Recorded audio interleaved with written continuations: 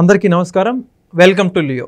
ఆంధ్రప్రదేశ్ ముఖ్యమంత్రి నారా చంద్రబాబు నాయుడు గారు ఏదైతే తాజాగా ఆంధ్రప్రదేశ్ భవిష్యత్తు కోసం, అదేవిధంగా యువతకి ఉపాధి కోసం 2047 స్వర్ణాంధ్ర విజన్ అని చెప్పేసి ఒక డాక్యుమెంట్ని రూపొందించడం జరిగింది. ఇటీవల దాన్ని విజయవాడలో డిప్యూటీ సీఎం పవన్ కళ్యాణ్ గారు, నారా లోకేష్ గారు, పలువురు మంత్రుల ఆధ్వర్యంలో దాన్ని ఆవిష్కరించడం కూడా జరిగింది. అయితే దీనికి సంబంధించి పులివెందుల శాసనసభ్యులు జగన్మోహన్ రెడ్డి గారు ఎక్స్ వేదికగా ఒక పోస్ట్ పెట్టారు. చంద్రబాబు నాయుడు ఎప్పుడు ఇట్లా విజన్ అని చెప్పేసి ఎత్తుగడలు వేస్తూ ఉంటాడు, ఇవన్నీ కూడా దేనికి పనికిరావని చెప్పేసి ఆ విధంగా మాట్లాడుతూ పోస్ట్ చేయడం జరిగింది. అయితే ఆ విధంగా అసలు జగన్మోహన్ రెడ్డి గారు మాట్లాడడం ఎంతవరకు సమంజసం, దీని గురించి మనం పూర్తిగా తెలుసుకుందాం. ప్రస్తుతం మన ముందు ఉన్నారు జనసేన పార్టీ రాష్ట్ర అధికార ప్రతినిధి కె శ్రీనివాస్ గారు. సార్ నమస్కారం అండి. సార్ మనం చూసాం చంద్రబాబు నాయుడు గారు 2020 విజన్ అని చెప్పేసి హైదరాబాద్ని ఈరోజు ఏ స్థాయిలో ఉంచారు. అప్పట్లో కూడా ఆయన చాలాసార్లు చెప్పడం జరిగింది, చాలామంది లాభాయాలుగా మాట్లాడిన వాళ్ళు ఉన్నారు, ఇప్పుడు కూడా అలా మాట్లాడే మాటలు వస్తాయి, అయినప్పుడు కూడా మన గమ్యస్థానం వైపు మనం వెళ్దామని చెప్పారు. అనుకున్న విధంగానే ఇప్పుడు జగన్మోహన్ రెడ్డి గారు వచ్చేసి కొత్తగా మాట్లాడుతున్నారు, అంటే ఆయన విజన్ని కొద్దిగా అపహాస్యం చేసే విధంగా.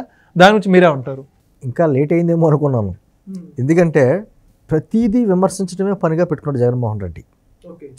దాంట్లో విమర్శకి అసలు ఏది విమర్శ, ఏది సద్విమర్శ, ఏది సలహా, ఏది సూచన అనేది అతనికి అవగాహన కూడా ఉన్నట్టుగా నేను కూడా లేదు. ఎందుకంటే ఒక విజన్ అనే ఒక పార్టీ పెట్టుకుంది, అధికారంలోకి వచ్చింది, 164 మంది ఎమ్మెల్యేలతో భారీ మెజారిటీతో ప్రజలు ఇచ్చారు. ఇచ్చినటువంటి ప్రభుత్వం ఒక లక్ష్యాన్ని పెట్టుకున్నప్పుడు ఆ లక్ష్యంలో ఏదైనా లోపాలు ఉంటే నువ్వు మాట్లాడు, అంతేగాని లక్ష్యమే తప్పంటే అంటే చాలామంది అంటారు. అందుకనే విజన్కనే ప్రజలకి ఉన్న తేడా అదే. చంద్రబాబు గారు అప్పట్లో 1999లో అప్పట్లో ఆ టైంలో 2020 విజన్ అంటే అందరూ ఆశ్చర్యపోయారు.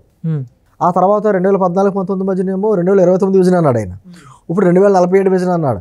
ఏంటి విజన్ అంటే అని చెప్పి చాలామంది ఆశ్చర్యపోయారు. ఈ రోజున జగన్మోహన్ రెడ్డి గారిని సాయంత్రం పూట చక్కగా అలా వచ్చి హైదరాబాద్ వచ్చి ఒక్కసారి దాన్ని ఏమంటారో కేబుల్ బ్రిడ్జి మీద నుంచుని ఒక్కసారి చూస్తే నైట్లో లైటింగ్లో వెలుతురు కనపడద్దు కదా, ఆ డాట్స్ అన్ని దూరం నుంచి చూస్తే చంద్రబాబు గారు కనపడతాడు.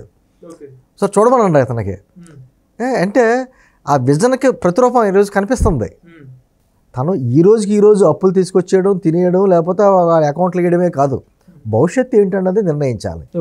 ఈరోజు సంతోషం, ఆనందం, ఆరోగ్యం అనేటువంటి ప్రధాన లక్ష్యాలతో ఒక 10 సూత్రాలు పెట్టుకుని అన్ని రంగాలను ఏ విధంగా 2047కి భారతదేశానికి స్వాతంత్రం వచ్చి 100 సంవత్సరాల టయానికి రాష్ట్రాన్ని దేశంలోనే ప్రముఖ స్థానంలో ఎలా నిలబెట్టాలనేటువంటిది ఒక లక్ష్యం. అది స్వర్ణాంధ్ర విజన్. అది స్వర్ణాంధ్ర అనే పదం గత 5 సంవత్సరాలు ఎప్పుడున్నా మరి అన్నారా?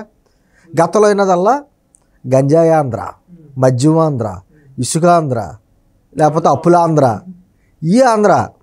ఇప్పుడు స్వర్ణాంధ్ర అనే మాట అంటే ఆ మాట అనేటప్పటికి అతనికి ఏం అర్థం అవ్వట్లేదు. అంటే తనే చెప్తున్నాడు, చాలామంది మర్చిపోయారు ఇది 2020 విజను, 2029 విజను అని మర్చిపోయారు. జగన్మోహన్ రెడ్డి గుర్తు చేస్తున్నాడు ప్రజలకు ఈ రోజున.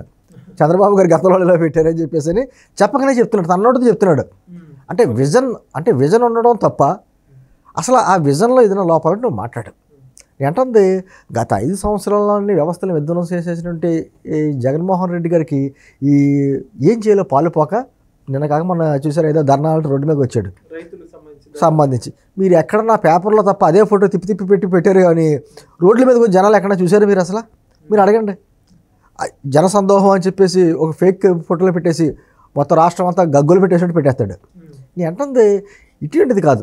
సరే అలా సంబంధించినటువంటి ఎమ్మెల్యే అవంతి శ్రీనివాస్ కూడా మనం వెళ్ళిపోతే ఏం మాట్లాడాడు, కొత్త ప్రభుత్వం వచ్చింది, ఒక 6 నెలలనే టైం లేదు, ఎందుకు విమర్శ చేయమంటావు, రోడ్ల మీద రమ్మంటావు, ధర్నాలు చేయమంటావు, ప్రజలకు ఇచ్చి అంటారు, నువ్వు బాగానే ఉంటావు, తాడేపల్లి ప్యాలెస్లో లేకపోతే బెంగళూరు ప్యాలెస్లో దాక్కుంటావు. ఇక్కడ మా పరిస్థితి ఏంటి, కార్యకర్తల పరిస్థితి ఏంటి, ఇప్పుడు అరెస్ట్ అయిన వాళ్ళ పరిస్థితి ఏమో అర్థం కాని పరిస్థితి, మాకు ఎలాగే విలువ లేదు, కార్యకర్తల విలువ లేదు అని వాపోయాడు. అది వాస్తవం, అని చెప్పింది పూర్తిగా వాస్తవం.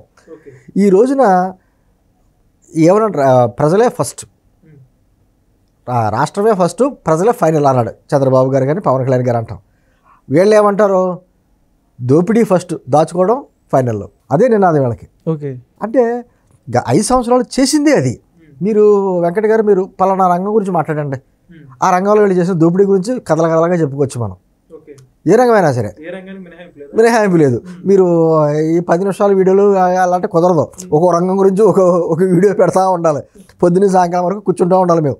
అంటే అటువంటి చరిత్ర సృష్టించినటువంటి జగన్మోహన్ రెడ్డి భారత రాజకీయ మన ఆంధ్రప్రదేశ్ రాజకీయాలు పక్కన పెట్టండి, అసలు భారత రాజకీయాల్లోనూ అటువంటి వ్యక్తి పుట్టకూడదు. పుట్టాడు మన కర్మకాలి మన ఆంధ్రప్రదేశ్లోనే పుట్టాడు. మీకు పోలవరం గురించి ఈ రోజున చంద్రబాబు గారు వెళ్తున్నారు. అవును, గతంలో ఈయన కూడా జగన్మోహన్ రెడ్డి గారు పోలవరం గురించి పర్యటన చేశాడు. హెలికాప్టర్ నుంచి వెళ్తాను, ఏం కనిపించట్లేదు ఇక్కడ. హెలికాప్టర్ నుంచి వెళ్తే కింద ఎక్కడ కనపడతాయి ఎన్ని అంటే అవగాహన లేదు. అవగాహన లేని మాటలు మాట్లాడతా ఈ రోజున ప్రజలు ఇచ్చిన తీర్పుని కూడా గౌరవం లేకుండా, తాను చేసిన తప్పు ఏంటో తన ఆత్మపరిశీలన చేసుకోకుండా చంద్రబాబు గారిని విజన్లో ఏమున్నాయి అని చెప్పి చాలా పేలవంగా మాట్లాడుతున్నాడంటే ప్రజల్లో మరింత లోకమైపోతున్నాడు అనేది తెలుసుకోలేకపోతున్నాడు. ఒకటి ఏంటంటే వాళ్ళ పడవ చిల్లుపడింది, ఇంకా కాపాడుకోవాలి. అవే ఇదిగో జమిలీ ఎన్నికలు వచ్చేస్తున్నాయి, ఇంకో సంవత్సరంలో వచ్చేస్తుంది, మళ్ళీ మన ప్రభుత్వం వస్తుంది, ప్రజలందరూ కూడానేమో చాలా నిరాశ నిస్పృహలో ఉన్నారు కూటమి ప్రభుత్వం మీద అని ఏదో రకంగా తన కేడర్ని కాపాడుకునే చేసే ప్రయత్నంలో భాగంగా ఏదో మాట్లాడుతున్నాడు. వెంకటగా నేను ఏమంటానంటే పదే చెప్తూ ఉంటా, జగన్మోహన్ రెడ్డి విలువలు, విశ్వసనీయత, లేకపోతే ప్రజాస్వామ్యం, రాజ్యాంగం ఇటువంటి పెద్ద మాటలు మాట్లాడితే నాకు ఏమనిపిస్తుంది అంటే వీరప్పన్నం అడవిలోని ఎర్రచందనం దొంగిలిం చేస్తున్నారు, ప్రకృతి దోచేస్తున్నారు, ఏమైపోతుందని వీరప్పని బాధపడితే ఎలా ఉంటుంది? అలాగే జగన్మోహన్ రెడ్డి విలువల గురించి, ప్రజాస్వామ్యం గురించి, రాజ్యాంగం గురించి మాట్లాడితే అలా ఉంటుంది. ఎందుకంటే ఆ మాట్లాడే అర్హత లేదు మనకి. ఓకే, 5 ఏళ్ళు ఇచ్చారు, నీకు పదవి ఇచ్చారు, 5 ఏళ్ళు ఏం చేశావు నువ్వు? 5 ఏళ్ళు ఏం చేయలేని మూలనే కదా నిన్ను 11 స్థానాలు కూర్చోబెట్టారు.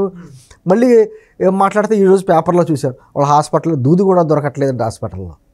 గత 5 సంవత్సరాలు హాస్పిటల్ పరిస్థితి ఏంటి ఒకసారి నువ్వు జగన్మోహన్ రెడ్డి వెనక్కి తిరిగి చూడు.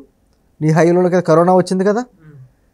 రాష్ట్ర గవర్నర్తో సహా నీ పార్టీకి సంబంధించిన ఎమ్మెల్యేలు కానీ, ఎంపీలు కానీ, ఎవరైనా కానీ ఆంధ్రప్రదేశ్లో వైద్యం చేయించుకున్నారా కరోనా వచ్చినోడు? అయితే హైదరాబాదు, లేకపోతే బెంగళూరు, లేకపోతే చెన్నై వెళ్ళి వైద్యం చేయించుకున్నారు. నువ్వేమో ఇక్కడ పేద ప్రజలందరినీ అద్భుతమైనటువంటి కార్పొరేట్ స్థాయిలో హాస్పిటల్ నిర్మించేశారని చెప్తావు. కరెంట్లు కూడా ఉండేది కాదు అక్కడ. రియా హాస్పిటల్ ఆ రోజు ఎంతమంది చనిపోయారు? ఆక్సిజన్ సిలిండర్ లేక ఏమని చెప్పు. ప్రతి మండలంలో ఉన్న ప్రభుత్వ ఆసుపత్రుల్లో ఆక్సిజన్ ప్లాంట్ ఏర్పాటు చేస్తా అన్నావు. నువ్వు 5 సంవత్సరాలు ఉన్నావు. ఏదైనా ఒక హాస్పిటల్ ఆక్సిజన్ ప్లాంట్ ఏర్పాటు చేసి చూపించు నువ్వు. నీ అంటుంది వ్యవస్థలో ఆ విధంగా విధ్వంసం చేశాడు. ఆరోగ్యశ్రీ నా తండ్రి పథకం అన్నాడు, దాదాపు 18 కోట్లు అప్పు పెట్టేసి వెళ్ళిపోయావు. ఇప్పుడు వచ్చేవంటావు ఆ హాస్పిటల్కి సంబంధించి ఆరోగ్యశ్రీ నిధులు విడుదల చేయట్లేదని గగ్గోలు పెడుతున్నావు. చేసింది నువ్వే కదా. నేను అంటుంది అదే అనుకున్నాను. ఏ రంగం పట్టుకుంటే ఆ రంగంలో కథలుగా చెప్పుకోవచ్చు జగన్మోహన్ రెడ్డిది. అటువంటి జగన్మోహన్ రెడ్డి ఈరోజు వచ్చి 6 నెలలు కూడా పూర్తి కానటువంటి ప్రభుత్వం మీద, మొన్నే కదా 6 నెలల్లో పూర్తయింది, అప్పుడే గగ్గోలు మాట ఈ రాష్ట్రంలో ఏదో జరిగిపోతుంది, శాంతి భద్రతలు లేవు, మేముంటే నేనుంటే నువ్వు ఉన్నావు.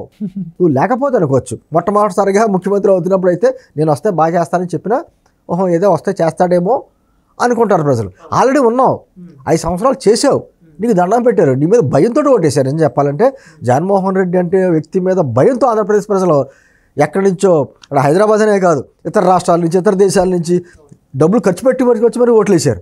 నీవంటే భయంతో. నువ్వు మళ్ళీ వస్తే మన రాష్ట్ర పరిస్థితి ఏంటో అర్థం కాని పరిస్థితుల్లో ఈరోజు పోలవరం కలకలాడుతుంది, అమరావతి కలకలాడుతుంది, పారిశ్రామికవేత్తలు రాష్ట్రంలోకి వస్తున్నారు.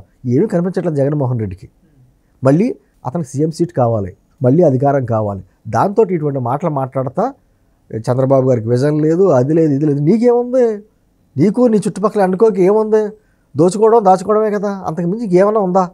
నేను ఏమంటానంటే పదే జగన్మోహన్ రెడ్డిని ఇంకెందుకు విమర్శిస్తున్నారు కొంతమంది అంటున్నారు. విమర్శించకపోతే ఎలాగా? ఇప్పుడు దీపావళి వచ్చింది, నరకాసురవాదం గురించి చెప్పుకుంటాం, దుర్మార్గుడు. అప్పుడు రామాయణం అంతా చెప్పుకుంటే ఖచ్చితంగా రావణాసురుడి గురించి చెప్పుకోవాల్సి తప్పదు.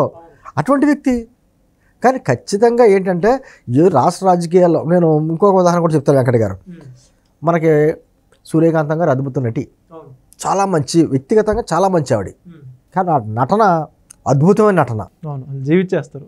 ఆవిడ గయ్యాళే పాత్రలు పోషించడం మొదలుపెట్టిన తర్వాత తెలుగు ప్రజలు ఎవరో కూడా ఆవిడ పేరు పెట్టడానికి కూడా భయపడిపోయారు. ఆడపిల్లలకి సూర్యకాంతం అని పేరు పెడతా కూడా భయపడిపోయారు. సూర్యకాంతం అంటేనే గయ్యాళేనట్టుగాను. అది ఒక మంచిగా జరిగినటువంటిది. వెంకట గారిని చెప్తున్నాను, రాబోయే తరాలు ఎవరో కూడా జగన్ అనే పేరు ఎవరో పిల్లలకి పెట్టుకోరు. జా అనే నక్షత్రం మీద వస్తే ఇంకోటి ఏదైనా పెట్టుకుంటారు కానీ జగన్ అని పెట్టుకోరు. ఎందుకంటే అంతలా భయపెట్టేసాడు. మామూలు వ్యక్తి కాదు. అయ్యి బాబా అటువంటి దుర్మార్గుడి పేరు మాత్రమే పెట్టుకోకూడదు నా బిడ్డలకి అనుకుంటారు. ఈ తరంతో అయిపోయింది, జగన్ అన్న పదవి ఇక్కడితో అయిపోయింది. మళ్ళీ రాబోయే తరాలు ఎవరో కూడా వాళ్ళ బిడ్డకి మాత్రం జగన్ అన్న పేరు పెడతాక మాత్రం సాహసం చేయడు. ఎందుకంటే అటువంటి వ్యక్తి రాజకీయాల్లో పుట్టకూడదు. అది ఒక వయసులో ఉన్నాడు, డబ్బుకు డబ్బు ఉంది, తండ్రి ఇచ్చినటువంటి ఒక ప్లాట్ఫామ్ ఉంది. నిజంగా తనకు వచ్చినటువంటి అవకాశాన్ని అద్భుతంగా ఉపయోగించుకుని ఉంటే బ్రహ్మాండమైనటువంటి పొజిషన్కి వెళ్ళొచ్చు.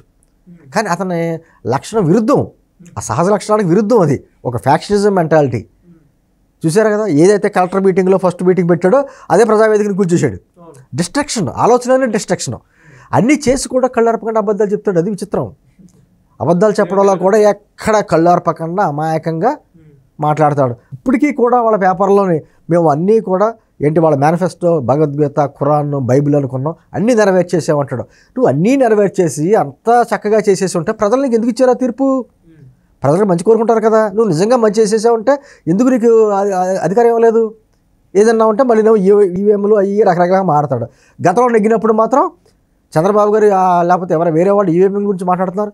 ఈవీఎంలు అద్భుతంగా పనిచేస్తున్నట్టు ఆడు నెగ్గినప్పుడు మాత్రం ఈవీఎం బాగా పనిచేస్తారు. వాళ్ళు ఓడిపోయినప్పుడు మాత్రం ఈవీఎంలు ఏదో లోటుబాట్లు అన్నట్టు. ఇవన్నీ ఏమవుతుందంటే మనం ఎందుకు చర్చించుకుంటున్నామంటే రాబోయే ఒక 20-30 సంవత్సరాల తరలో ఆంధ్రప్రదేశ్ అద్భుతమైనటువంటి వనరు ఉన్నటువంటి రాష్ట్రం అత్యద్భుతంగా ఎదగబోతుంది.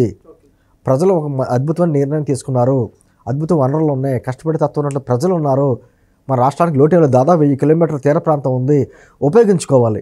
ఈరోజు కేంద్ర ప్రభుత్వంతో మనకు సత్సంబంధాలు ఉన్నాయి, మన దగ్గర డబ్బులు లేవు. ఈరోజు పోలవరానికి 5,000 కోట్లు కావాలంటే మొత్తం ఇవ్వకుండా సగమైనా ఇచ్చి ఇది ఖర్చు పెట్టండి 70%, మిగతా కూడా రిలీజ్ చేస్తామని చెప్పింది. ఏదోలాగా ఒడుపుగా మనం సాధించుకుంటున్నాం. ఈ ట్రాక్ చక్కగా వెళ్తుంది. వెళ్ళే టైంలో ఇటువంటి ఏదో రకంగా అడ్డుపడాలటువంటి జగన్మోహన్ రెడ్డి అనుకోవాలి ఏదో చేస్తూ ఉన్నాడు. కానీ ప్రజలు కూడా గమనిస్తూ ఉంటారు. జగన్మోహన్ రెడ్డికి ఇవ్వాలి కాకపోతే రేపైనా భవిష్యత్తు ఉంటుందేమో ఆశ ఉందనుకుంటే ఆ ఆశ కూడా అతనే భస్మాసురుడిలాగా నాశనం చేసుకుంటున్నాడు. ఎందుకంటే జగన్మోహన్ రెడ్డికి పక్కన ఉన్న నాయకులే ఆలోచనలో పడ్డారు. వెంకట గారు ఏమని, జనం కావాలా జగన్ కావాలా క్వశ్చన్ మార్క్ పెడితే, జనం దగ్గర ఉంటే ఈ రోజు కాకపోతే రేపటి రాజకీయ భవిష్యత్తు ఉంటుంది, జగన్తో కూడా ఉంటే జైలు జీవితం తప్పదు అనేటువంటి భ్రమ ఒక నిర్ధారణకు వచ్చేసారు. దాంతో ఒకళ్ళు ఎమ్మెల్యేలు, ఎంపీలు వాళ్ళకి సంబంధించిన వాళ్ళందరూ బయట రావడానికి కారణం అది. పదవులు వదిలేసుకో మరి ఖచ్చితంగా. ఎందుకంటే జనంతో ఉంటే రాజకీయ భవిష్యత్తు అయినా ఈ రకంగా రేపైనా ఉంటుంది, జగన్తో ఉంటే మాత్రం ఖచ్చితంగా అతనితో పాటు మనం కూడా జైలుకి పోవాల్సిందే అనేటువంటి నిర్ధారణకు వచ్చినాయి. కాబట్టి ఆ పార్టీలోంచి అందరూ ఒకళ్ళు వస్తున్నారు. వాళ్ళకి తెలియదా అంటే ఇదే ప్రజల నాణ్యతలు లాస్ట్ వచ్చేటప్పటికి నువ్వు ఏ పార్టీలో ఉండు, ఎలా ఉండు, నువ్వు మాతో ప్రజలతో ఉంటేనే నేను ఎక్కిస్తారు, అధికారం ఇస్తారు. కాబట్టి ఇప్పటికైనా ఈ వైఎస్ఆర్ ఆ పార్టీ నాయకులు కానీ వాళ్ళకైనా ఒకసారి ఆలోచించుకోవాలి. ఇంకా ఆ పార్టీకి మద్దతు చెప్తున్న వాళ్ళు కూడా ఒకసారి ఆలోచించుకోవాలి. రాష్ట్రంలో జరుగుతున్న పరిణామాలు చూడాలి, కళ్ళు తెరిచి చూడాలి. ఏం జరుగుతుంది, అమరావతి ఎలా ఉంది, పోలవరం ఎలా ఉంది, పరిశ్రమలు ఎలా వస్తున్నాయి, దేశం అంతా మనం వైపు ఎందుకు చూస్తుంది అనేటువంటిది ఆలోచన చేసుకుంటే ఖచ్చితంగా మంచి మార్పు వస్తుంది. ఓకే, చాలా బాగా చెప్పారు సార్. నిజంగా వీళ్ళిద్దరి మధ్య ఉన్నటువంటి వ్యత్యాసం కావచ్చు, జగన్మోహన్ రెడ్డి గారి మనస్తత్వం చక్కగా వహించారు. థ్యాంక్ యూ, ధన్యవాదాలు. Please subscribe to Leo News for more videos.